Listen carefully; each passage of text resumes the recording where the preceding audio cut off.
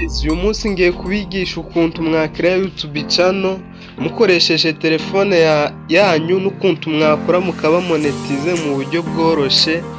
Mu gutangira ugomba kuba ufite application ya YouTube, ukaba creatinze Gmail.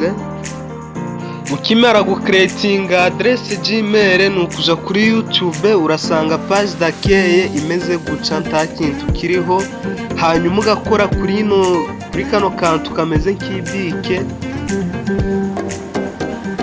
karindira bikisecinga, hanyuma ugacreatinga izina. Ni ugukora hano ukandika izina bijanye na channel ugiye gukora, kandi ukandika izina ryihariye ku buryo kibaje baragushaka kuri YouTube muri research bakakubona uri uwa mbere.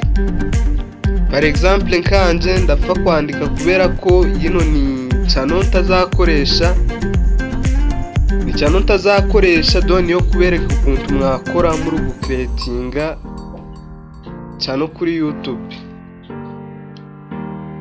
Par exemple nje ndandika Sius Films Z ka registra, hanyuma kaza hano kandika rya zina ryo nasizeho bwa mbere Sius ka registra,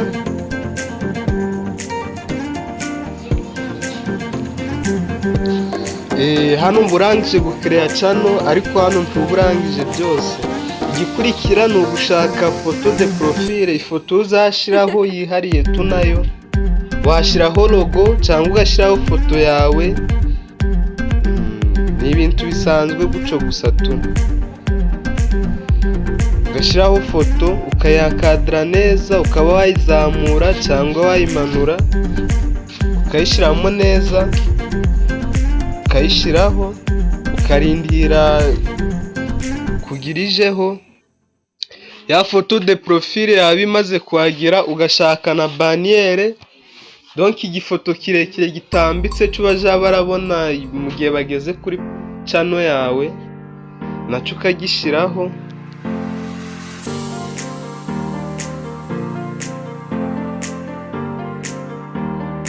Par exemple nje nyisizeho guca, nawe ukarindirijeho, ukarindira bakanya gatonya.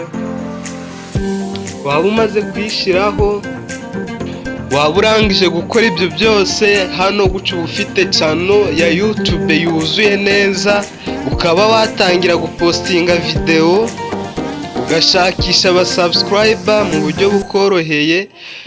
Ibyo byose biba bisaba gukora ikintu ukundaga cyane, kubera nibyo byatuma ugikora igihe kirekire ntakukirambirwa.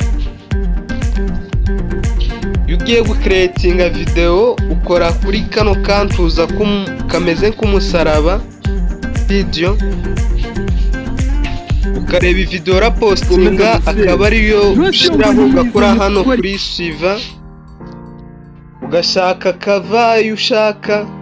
Mbere yo kugira ubone cover uba ugomba gushiraho nimero za telefone kugira konte yawe bayemere yuko igomba gushiraho cover kuri YouTube, kubera konto bayemeraga buri konte yose kuba yashira cover kuri YouTube. Ushiraga hano muri valid, ugashiraho igihugu cawe, ukagishaka kuyagishiraho.